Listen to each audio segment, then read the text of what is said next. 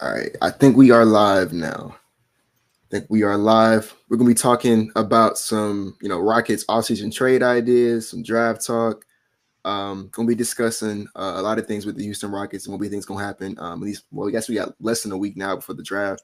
So things we think are gonna go down between now and the draft, or I guess not even things of what we think will go down, things that could go down between then and then. Obviously, like there's a lot of stuff to talk about in terms of who the Rockets are going to target in the draft. It's like, are they going to trade up? Are they going to trade down? Just different things like that we can talk about.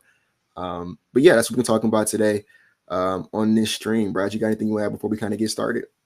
Yeah, with the week, before draft day, this upcoming Wednesday, I'm confident. At this point, all signs are signaling towards the Rockets going with either Reed or Don.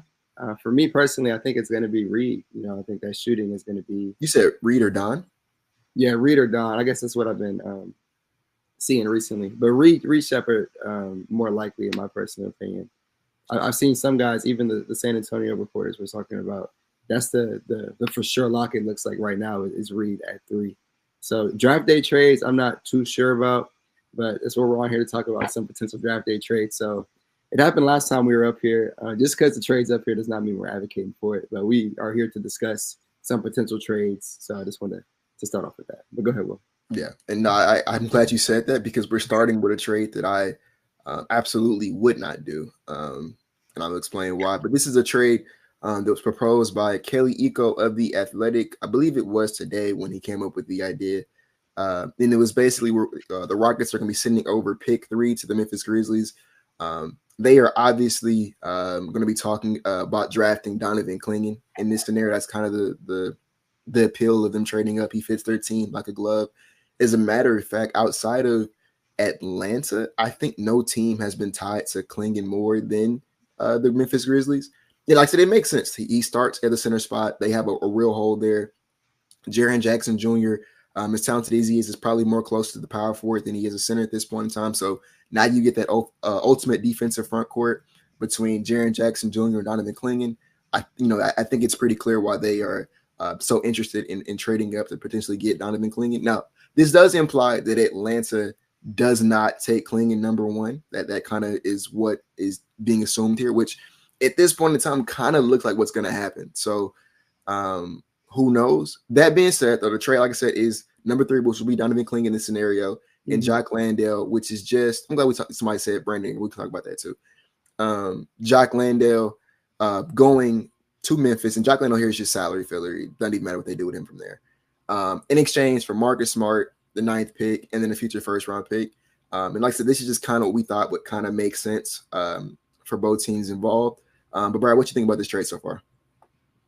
Yeah, so the obvious appeal is for Memphis moving up to 3 to get Don. He would be a good fit next to JJJ, as you mentioned. I actually like Memphis's team going into next season. So getting a guy like Don, they missed Steven Adams a lot last year for one. So getting an enforcer like Don would be big for them. From the Rockets side of things, though, the intrigue has been, the Rafael Stone and Ime Udoka are fans of Marcus Smart. You're moving back to pick 9, and the Rockets could be fans of Dalton Connect from Tennessee. A guy who shot 40% on threes last year on 6.5 attempts. Really good movement shooter, obvious, really good shooter as a whole. That would be, the move that the Rockets would make in this scenario. I don't know about Marcus Smart at this day and age. He won a depoy with Ime Udoka when he was coaching there, but he hasn't been able to stay healthy, the past, few years. He played 20 years, or he played 20 games with Memphis last year and 61 the year before. So kind of aging, $20 million contract for 2 more years. I don't know about this one personally, but I can see it working with Udoka if this is the route that they wanted to take. It just would not be my preferred choice. And then again, Dalton, he does bring that much needed shooting to the Rockets. Defense has some questions, especially his point of attack defending. But yeah, that extra first round pick would sweeten it up, coming from Washington, Orlando, or Phoenix. But this is a potential offer that was thrown on the table by Kelly Iko today. So we wanted to discuss it. And yeah, this is more of a Memphis trade, moving up to get Don, in my personal opinion. But it'd be interesting from the Rockets side of things. I got a lot to say about this trade. One, like I said, I would not do this trade. I don't really I'm good on Marcus Smart personally. I don't know, like Brad illustrated, I don't know how much He's able to contribute to the game right now with his injury concerns. He played 20 games last year, come up a pretty serious injury. He is getting up there in age. And even if he can play, I'm not even really sure he makes sense for our roster, right? Like for me, I'm at the stage now where unless we're trading for a guy who is going to, or bringing it, whether it's a trade, sign, whatever, if he can't shoot the ball, I'm probably like 9 times out of 10, I'm probably not going to be interested in that guy. And Marcus Smart, I don't have his percentage on top of my head right now, but I do know that his 3-point shooting was at times an issue for Boston in the playoffs a couple years ago. So I'm not really the biggest fan of his fit in Houston for that reason alone. Like I think we need more spacing than we need another to double down on defense. I would. Somebody said I would have took Smart 2 seasons ago. Absolutely. If we did do this trade though with number 9, I know Brad said that he would look at Dalton Connect at 9. I would probably go Kel'el Ware if we did this trade. I think Kel'el Ware is the kind of guy who I would target at 9. I think that he, unlike Donovan Clingan, I think Kel'el Ware does have the potential to share the court with Alperen Sengun in small spurts. I think Kel'el Ware is going to come into the NBA as a floor spacer. And he has shown some signs of being somewhat of a twitch defender. He does have to, improve in both those assets to like real life be able to play the power forward for prolonged periods of time. But I think that his ability to do those things at some level, they talk about you light skin. I think that his ability to do that at some level would make him. I like him as a prospect on the Rockets. Now, the last thing I want to add on this trade, like I said, I wouldn't do it. But what I would do if I'm Raphael Stone, and we can talk about this with the next trade, if I like Alex Sarr, right? If Alex Sarr is the guy who I want on the Houston Rockets, because Atlanta, for some reason, they seem to be dead set on drafting Donovan Clingan. The question right now coming from that camp is, will they draft him number 1 or will they trade back and try to get him later in the draft? Because you could probably, trade back. Not too many teams, I think I said Atlanta would take Clingan number 1. So, if you're Raphael Stone, the Houston Rockets, and you say, hey, I want Alex Sarr. I think he makes a lot of sense next to Alperen Sengun. I want to trade up and get the guy who I personally think Sarr is the best player in this class, and I would not be mad at trading up or just drafting when he falls there to 3, even though I don't think it's going to happen. If I want Alex Sarr, I threaten Atlanta with this trade. I tell them, hey, you guys can either draft Clingan number 1, or I would trade this pick to Memphis, and you can't trade down and get him anywhere else, right? You can establish a floor for Donovan Clingan right now with the threat of this trade. So like San Antonio is a team that we know wants to trade up for like Ricochet. You can prevent Atlanta from trading with San Antonio with the threat of this trade is what I'm trying to illustrate. So the next thing I want to bring up would be the Alex Sarr trade. And this was like really simple. It's literally just a future first round pick. We protected it going over to Atlanta. They get 3 as well. And the way the trade would kind of go down is Rockets would draft Alex Sarr, pair him up in the front court with Alperen Sengun. I think he can kind of cover for Alperen Sengun defensively in a lot of ways. He can move his feet on the perimeter laterally. He can weak side rim protect. I think that defensively that makes a lot of sense.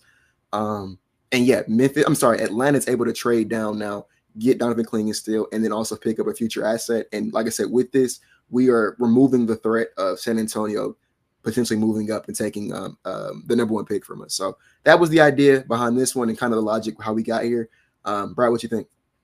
Yeah, this is a realistic trade if this were the case. I'd be interested to see what happens with Jabari in this scenario, because you'd have to plug, Sarr next to Sengun if this were the trade that would be made. Probably not out the gate knowing Ime Udoka, but eventual, you got your number 1 pick. You want to plug him next to, into the starting lineup. So I do like Sarr's fit with Houston though. As you mentioned, really good weak side rim protector. Offense, it's self-explanatory, ton of potential. So I'm just curious to see, what Atlanta's going to do at number 1. It's been said that they like Don a lot. They need that strong defensive presence in the paint. So this is the route they would go with. Getting an additional asset from Houston would be, smarter than we do. But that would be my thoughts on this. Somebody said the offensive fit with Sengun. That would be the question, right? Is especially if you do want to start Amin Thompson one day, can you afford to start Amin, Alperen Sengun, and Alex Sarr? And the answer to that is probably no. Like it's probably not gonna, spacing wise, not gonna happen. A lot of people do believe Alex Sarr is going to be able to space the floor one day. Maybe not like on a super duper high volume, super high clip level, but at a serviceable level. And I think that's definitely in the realm of outcomes for him. And for me, it's like I think he's just super talented. Like I think Alex Sarr is almost getting underrated at this point because of the draft that it is. I think people are kind of underrating how talented he is. I can't take y'all seriously, man. I think we're underrating Alex Sarr to a degree. So if nothing else, I like the upside swing, if nothing else. But I am perfectly fine with saying like, no, that doesn't make sense from an offensive perspective, and you want to stay put and just draft Reed at 3. I'm okay with that too. Like I'm not saying this is that you have to make this trade. Like I am perfectly fine with saying we're good where we're at. We're gonna draft the guy who makes the most sense, like for all the guys we have encompassing. And then somebody said something about Jabari too. For me with Jabari, like I think the only guy on this team who has done enough for me to say I'm going to draft with your fit in mind is Şengün. Everybody else, with all due respect, I think has to do a little bit more for me to say like you are solidified at this spot on my team for the foreseeable future. I believe a lot in Amen Thompson, believe a lot in Ken Whitmore. They're rookies, right? Jabari Smith had a rough rookie season, kind of bounced back year 2, but hasn't done enough necessarily for me to say that he's certified. Tari Eason was hurt all of last year. And Jalen Green struggled, right? So, like, the only guy who I think has done enough to say we're not going to draft somebody to take away from you, I think is Şengün. And so that's why, I would just talent hoard at this point if that's that's where we came with this type of deal. But yeah, I feel like somebody else said something that I want to address, but I don't know if I saw it. Saying Richard says agent is the same as Denny's one in Atlanta. Wouldn't shock me. We are definitely going to talk about like some draft stuff. Right. We get there with this. The last trade though we got, because wasn't that many trades. I'm be real. I don't think the Rockets are going to make too many trades draft night, or before draft night. I don't think we're going to see too many roster shakeups. This was a trade that was brought up. I believe it was it the Ringer podcast? I was going to ask you. Yeah, this trade was brought up recently. Yeah, it was the Ringer. Yeah, was it Sam Facini? It was someone. But I'm not sure. But yeah. Number 3, Jock Landale, salary filler, going over to the Rockets for Anthony Simons, pick 7 and pick 14 in this year's draft. Now, I know a lot of Portland Trailblazers fans was like, no, this is too much. We wouldn't do this trade. Be mad at the podcast. Don't be mad at me. I ain't come up with this. I'm just going off of what I was told from that podcast. I would do this trade. I'm not gonna hold you. I don't know how you feel about it, Brad. I would pull the trigger on this trade. You have to. In my opinion. I think that it's just way too much value that we were receiving in exchange for the number 3 pick. Which obviously, like, I like Reed Shepherd, but we can be honest. Like, this is a very shaky draft, and Reed Shepherd isn't like this super duper. Like upside player that you would never find in a million years. Like he's a really good shooter. Like, I'm sorry, he's a great shooter actually. But he's not going to be like a star player team, right? So I'm not saying you got to keep him by any means necessary. Anthony Simons comes in day one as one of, if not the best shooter on the team, which is something that we sorely missed. And then we still get 2 other picks to play around with, whether you make a selection with those 2 picks, maybe you trade out, trade up with them. I don't know. It's kind of up to you what you do with those 2 picks from there. Like Brad said, Dolce Connect and Khalil Word might be on the board at both these picks, and you could walk away with both those 2 guys. Who knows? But yeah, that's kind of where I'd be able with this trade. Brad, what you think? I mean, for one, I don't think in a million years the trade would happen, but. Yeah. Anthony Simons is a guy who's shooting like 9 threes a game at like 38%, from anywhere on the court. 22 points a game, around 5 assists. You can't bet you'll get that kind of production out of a guy at number 3. And then you're also getting some, 2 additional picks with 7 and 14. There's a lot of value there for sure. Obviously Landale is the throwaway in this scenario, so not much to worry about. But just a lot of value. At the end of the day in the NBA, you don't turn down value. So I wouldn't mind this trade at all. Simons is a guy who can be a really good player in this league. He already is a really good player in this league. But yeah, it's just when you make a move like this, you want to see, he's $25 million contract for 2 more years. Does he resign? What's the deal with that? But and what's the immediate fit? Like what would you even do in this scenario? Well, are you moving Jalen to the? You can't move. You moving Jalen to the bench. You can't move Fred to the bench. So is he coming off as a 6 man? I would have open competition for the starting shooting guard spot. Like that the best man win. And like if all he is just a six man for us, I'm okay with that too. I know it would be kind of hard for him to get minutes at the guard spot with Fred and Jalen there, assuming Jalen does break out this year. But yeah, I would I would do that and just have him be the supercharged six man. If that's my worst case scenario, yeah, I'd do it. And like I said, he's also still young on a good contract. Like maybe you decide at the deadline you don't really want him anymore. It's kind of up to you at that point. I just think it's too much value that you'd be getting pick 7, pick 14 in exchange for salary filler and the number 3 pick in a pretty weak draft. I struggle to say why I would say no to this deal. I'm gonna be real with you. Yeah, but that's all the fake trades we had. We was definitely gonna talk about like some draft stuff. Brad touched on at the beginning. If I was a betting man, just based upon what I'm hearing and what I'm seeing, I think the Rockets are going to stay at pick 3. I don't think we're going to trade the pick up. I don't think we're going to trade the pick down. And I think that the pick will be Reed Sheppard. I think he's going to be wearing a Houston jersey this time next week. I think that he just makes too much sense for what we have. What we're trying to do. He fits in like a glove. He can. I think he's versatile in a lot of different lineups with us. There's just so many different things you can kind of do with bringing in Reed Sheppard, who addresses the biggest need for this team. Right, we were a team that was top 10 in defense last year. I believe we're bottom 7 in 3-point percentage, and I know for sure a bottom 10 offense. So like bring in somebody who kind of beef up the offense, beef up the shooting for us, even though he may not play that much in his rookie season. I think that'd be really great for us. And then on top of it, he's also someone who can take a closeout, do some playmaking off ball. I think that his POA defense is definitely going to be a work in progress, but he's definitely a great defender off ball in the nail, different things like that. So yeah, that's what I would do. Number 3, Brad, I guess you said you would do the same thing. Yeah, again, the past 3 years, the Rockets have been bottom 10 in 3-point shooting. So bringing in I would call at this point a generational 3-point shooting prospects, because the past 30 or so years, it hasn't happened since Glenn Rice was drafted in 1988, that a prospect going in the first round shot over 50% from 3. Reed shot 52% from 3, and he was 51% on catch and shoot threes. He was 49% on NBA range threes on 81 attempts. That's a crazy stat.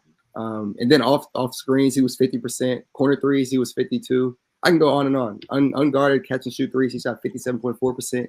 Even when he was guarded, he shot 45% on catch and shoot threes. So it's the exact shooter the Rockets need. When you have Jalen, who at the end of the season was getting double teamed. Alper Sengun is going to be drawing double teams while he's in the post. So having a guy like this who can knock down threes like that, like it's nothing, is a seamless fit with the Houston Rockets. Which is why I said I don't think they need to overthink this pick per se. Reed is a seamless fit, and he's a hell of a talent in my personal opinion. So that's where I would go. And he's a solid playmaker as well. And the defense, as Will said, people are going to look at his frame, 6'1". But I actually have to go back and look at his measurements. But of course, I know what it was. I'm talking about he was 6'1", 7'5". So in shoes, he's 6'3". Okay, right. So of course, that's a concern. Everyone's like, hey, the Rockets, they don't need to be downgrading in size. Will made a good point on Twitter today. The Rockets have Amen Thompson, who didn't play point guard last year, but he's going to be a 6'7" point guard. You have guys like Jabari, who's big for his size as well. Tari, big for his size as well. So the Rockets are going to be fine in that regard. So Reed, I'm not worried about that. And again, we have Fred VanVleet, who was extremely impactful. Will again made this point on Twitter. Fred VanVleet at his size, very impactful on both sides of the ball. I'm not saying Reed's going to be Fred VanVleet defensively, but there is an avenue for him to be an effective defender, because he was an effective defender for Kentucky this past season. So yeah, Reed is my guy at number 3. That's saying all that to say. That's what I would pick. I know us people are also like just drafting a shooter like Reed Sheppard at number 3 is like not the best pick. One, I think that selling him as a player short to say he's just a shooter. One, he's a great shooter, like elite. I talked to people yesterday who believe he's going to shoot 40% from 3 year 1. I don't know if he's going to shoot that well from 3 year 1, but I think that in his career, he's going to have multiple seasons shooting 39, 40, 41% from 3 on like really good volume. He's going to be a really, really good shooter. Unless something just goes horribly wrong, he's going to be one of the better shooters in the NBA for his entire career. And then on top of that, I think it also sells his ability to play make short. He's like, there's a lot of guys in this class who are being labeled, like, for example, I'm going to say Stephon Castle. People say Stephon Castle is going to be a point guard. I don't agree with that at all. And I think that Reed Sheppard is actually more point guard than Stephon Castle would be at the next level. I think Reed Sheppard can play make. I don't think he can run your offense. But one, he's not going to be asked to do that here. He's, we already have a Min, we have Şengün. But just having someone who's capable, like in small spurts, to do it, I absolutely think Reed Sheppard can do that. Like I said, I think he can 100% attack closeouts and then make the right read from there. There's certain guys in the NBA who, if you swing the ball to them, the possession is dying in their hands. Reed Sheppard's not going to be that guy. You can swing the ball to Reed Sheppard, and rest assured that if he doesn't have the right play, he's going to make the right play. He's going to find the right guy. And then on top of that, like I said, he's not like the POA defense is definitely up in question, but he I believe, I don't know the exact numbers, but he generated a lot of stocks at Kentucky last year. And one of the Kentucky guard don't even fail. That's one of the things it's like outside against Ty Washington. Ty's the only one. Ty's the only, and I still believe in Ty, man. I think he's gonna figure it out somewhere. It just might take him a little minute. But outside of Ty Washington, the Kentucky guard has not failed in like a decade. So there's that. I did want to. Did you want anything else to that before I circle back to something else, Brad? Yeah, go ahead. I did want to circle back to the Sarr thing. I want to circle back to the Sarr thing. With that, like I said, I don't know what the Rockets' big board looks like. As a matter of fact, I think that's a good thing that the draft is next week, and no one really knows who they're going to draft. The draft odds on like in Vegas do say that Reed Sheppard is the favorite. He's been like increasing every single day. He started this week, I think, at like a plus 250 to be the pick, and I think he's at plus 105 right now to be the favorite. So I do think he's going to be the pick, but there's a lot of smoke out there. I don't think nobody knows who we're going to pick just yet. I do wonder, like, if Stone has interest in Alex Sarr, because I think if he does, I think he will be if the interest in Alex Sarr is real and the interest in Donovan Clingan to Atlanta is real, I think it's going to happen, because I think that you could make that trade up to one. You could force Atlanta to not trade down with San Antonio. So I think that's the trade that everybody's been kind of floating out there, is that San Antonio would trade pick 4 and one of Atlanta's future first, or pick 8 up to go get pick 1. Apparently they want Ricochet really badly. And then if the draft goes Ricochet, Alex Sarr, Reed Sheppard, Donovan Clingan would still be there for Atlanta to draft him, and they received an additional asset on top of that. I think we could say, like, use the threat of that Memphis trade and say, like, no, you can't do that, because if you do that, we'll trade this pick to Memphis and Clingan won't be there at 4. You know what I'm saying? So I think if Stone wants Sarr, which I don't know if he does, that's speculation. If he wants him, I think it can get done. That's kind of how I feel about it. Yeah, I mean, the Rockets definitely have the assets to get it done. One, it's just a matter of if that's even their number one guy, or from what we've heard. Will, correct me if I'm wrong. Have we heard any interest from the Rockets in Alex Sarr? Like I said, we haven't really heard. The closest thing we've heard to a report about our quote unquote interest was yesterday when they said, like, nah, the Rockets kind of do like Reed Sheppard. That was I think that's also the catalyst that led to his odds skyrocketing. Was that report, because it was, I think that morning it was plus 210 or something, and then it went to plus 105 by today. Outside of that, I don't think they've really had any reports. But I will say Alex Sarr has been to Houston. He from his own word, he has been to Houston. I don't know if he worked them out or if he just toured the city, toured the facilities, but he has been to Houston in this pre-draft process. And we also know that he may or may not be trying to force his way, at least if nothing else, not to Atlanta. He hasn't worked out for them. It doesn't sound like they've had any real communication, that they haven't been able to bring him into the facility. My boy DeAndre saying his agent wants Houston. It wouldn't shock me, man. It wouldn't shock me if that's how he's feeling. Like they don't want him to go to ATL. They want him to go somewhere else. If I was him, I mean, maybe Washington, because I think there will be more opportunity there for him in Washington.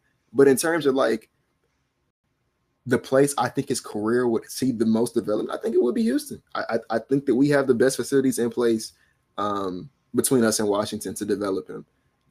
So that's just kind of how I feel about it. What you saying, Brad? Yeah, the Rockets, for one, trading up, it was a luxury for them to even get that third pick. I'm not sure they trade up under any scenario. I mean, Sarr, of course, is the number one guy in this draft. I think so as well. He's my number one prospect. I'd just be interested to see if the Rockets would trade up. I think, if anything, they trade back, and I personally believe they're just going to stay at number 3. But that's where this conversation pretty much lies. If I didn't hear about Sarr's agent, saying that he prefers Houston, but that would be interesting. The Rockets were already a top 10 defense this past season. That's what Sarr, only playing 20 games. And then you got the younger guys playing more minutes, like a Min Thompson. He's going to make more of an impact. So you bring in a Sarr-like defender that's going to propel them even more. So it would be a fun fit for sure. Offensively, you have to see how the 3-point shooting looks with a Min, and when you have a lineup with a Min, you have Steven Adams, you have Şengün. You want to maximize the shooting around that. That's why Reed is my guy, but that would be the only concern. But yeah, I mean that's my only thoughts on that. Yeah, I think to Zeb's point in the comments, I think the offense is the biggest question. It's just how would it work? If it was like Şengün, Sarr, and like 3 knockdown guys, and then Sarr develops like somewhat of a respectable job. Like I said, I think he will be. I think we'll see Alex Sarr shoot like 2 to 3 threes a game at like 33-34% from distance, which obviously isn't like great. That's solid. But when you factor in everything else he's bringing to the table, I think that would be serviceable. If you told me I could surround, and I also think Şengün could make some progress in the jumper department too, right? If you surrounded those 2 guys with like knockdown shooters, maybe it could work. But like I said, if you throw a Min in that lineup, who obviously a Min as of right now is one of the 5 best players on our team, and y'all know I'm extremely high on him, and I think he has the highest ceiling on the group. I think he's going to be playing a pretty big role for this team in the future.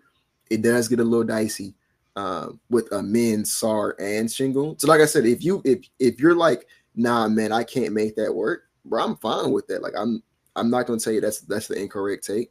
I will say though, I just think that Sarr is just super duper talented. So even if it's like you draft him with the intention of one day flipping him, I wouldn't be mad at that either. Like to me, he's just super duper talented. I think it gives you the opportunity to see what it's like for Şengün to play with someone who can weak side rim protect and somewhat move his feet laterally on the perimeter. I think that would be really cool to see. So I'm in on Sarr to Houston if that happens. But like I said, I think Reed will be the pick, and I'm perfectly fine with that too. Like I think so long is either Alex Sarr or Reed Sheppard is wearing a Rockets jersey this time next week, I really won't be mad at any way that it shakes out. I will be mad if we draft Stephon Castle. I will be a little upset if we draft Donovan Clingan. I'm not super duper out on Ricochet. If he's the pick, I wouldn't be mad at it. I would prefer Reed over Ricochet, but I understand if you think Ricochet is the better talent. I'd be cool with that. But yeah, Klay Thompson, absolutely not bringing him in. No, yeah, no. I think somebody said, no, he's washed. And then Eric Gordon, if he want to come back and be the new Boban, I'm cool with that. Like just sit on the bench all day. I'm retired. If he comes in, he's not coming to be the Boban. He would be that exact role that we would plug Reed into. That's the only reason. Reed isn't playing for me next season. I'm gonna be real. Yeah, and that was another thing I wanted to bring up. I know our time is limited now. We have 30-minute streams, but yeah, the Rockets have a solid 9-man rotation off the bench. You have Amin, Cam, Tari, and Steven Adams, the particular starting 5. So Reed would have to be that 10th guy, and Ime doesn't necessarily run a lot of 10-man rotations. If he does, minutes would probably be slim for Reed, but still a luxury to have him. And Fred's not going to be here forever, so there's an avenue for Reed getting a ton of minutes in the future. But yeah. On the future first, I top 5. I'll show it again. I top 5 protected it. What was this one? Yeah, I split a top 5. And I talked to somebody who is really tapped in with Atlanta, and he told me that if if I could guarantee him Klingon would be there, he would do this trade. And so, like I think it makes sense from a value perspective, and go up there and get Alex Sarr. Like Brad touched on though, I just don't see how Reed plays. Just being completely, I don't see without an injury. You have your starting five of Fred, Jalen, Dylan, Bari, Shingun. Off the bench, you got Amin, Tari, Cam, and Steven Adams. Like that's 9 guys already. Which guy does Reed play over in that scenario? And like even if we go 10 deep, he's maybe playing like 9-10 minutes a night. Like he's not really getting any real burn in that scenario. Like this, it's the same conundrum we had last season when Cam Whitmore just couldn't crack the rotation because there's already too many guys ahead of him. I think it's gonna be the same thing this year where he starts. You know what, and Jada, you're right. If the rotation isn't set, I don't think it should either. I think that it should be open season. But I would be very shocked if a rookie comes in and beats any of the starters. I don't think he's beating Cam. He's for sure not beating a Min or Tari. And then like we need Steven Adams to play center for us, assuming he's there. So right. Yeah, I don't know. And like I get 9 to 10 minutes is plenty for Reed, but I would rather just run a 9-man rotation. I don't know if it makes sense to have a guy just come in for that short of time. I'd rather just get them into the guys. But yeah, unless y'all got any other questions, that's kind of where I'm at with it. Like I said, Eric Gordon would not be playing if it was up to me. I would have him come back, and he can be the new Aaron Holiday. He can do that. You know, I'm not gonna lie to you. If they bring in Eric Gordon, he's probably playing over Cam. I'll tell you that. That's not happening. I wouldn't do it. I wouldn't do it. I'm just saying he probably would. I wouldn't do it. Nah. Somebody said, why would you take Reed if he shouldn't play all season? One, who we draft this year that would play, right? Like most of these guys, maybe Klingon beats out Steven Adams because like who knows what Steven Adams is going to bring to the table. But outside of Klingon, like I don't know too many guys who like Richard Shea doesn't come in and play day one. Stefan Castle doesn't come in and play day one. A lot of we have a 9-man a certified 9 rotation. It's gonna be really, really difficult for a rookie to come in and play from day one. So that's not. I'll be honest. The only rookie who would probably play from day one would be Don Klingon. Yeah, but again, there's no avenue for him to be playing more than at most 20 minutes a night if Shingun has a bad night. Not even. Realistically, it's going to be around 15 minutes. I'll say Shingun played, I believe, 33 minutes a game last year. Yeah, right. And it's probably going to go up because he's going to be better this year. So he's not going to play that many minutes at all. Right, but yeah, Don would be the only person to I guess crack a 9-man rotation, just beating out anyone else who would. But yeah, it's dependent on if E-Man wants to run a 10-man rotation, even if it's 10 minutes. For Reed, I would personally do it because the Rockets past 3 years, again, bottom 10 in 3-point shooting. They need leaps from Jalen in that department. Cam was a good catch and shoot 3-point shooter last year. But just as a whole, the core is not the best, 3-point shooting wise. So they just need leaps all around. And Reed can help with that in spurts. So I would run him in spurts. But yeah, like we're supposed to run for 30 minutes. We're at 33. I have nothing else to add. I would bring back KJ Martin. Rotation, yeah, I agree. The rotation isn't set, but I just don't see how Reed beats any of those 9 guys unless he's just a lot better than what we think he is. I would be very shocked if he cracks that rotation. DC picking Matas will be great because that means Sarr is going to be there for us to 3 without having to trade up. That's true. So yeah, I think that's going to do it for us though. Yeah, we came with some trades, talked a little bit of draft. We will be back in I believe 2 weeks to talk about some. I believe was it signings that what we're going to be talking about then? So it was July 10th at 11 a.m. Central. We will be talking about the Rockets free agency, our thoughts on the free agency. Yeah. So we'll see what happens by that time. But that's the next time we'll be back with y'all. All right, man. I'm going to go ahead and call it.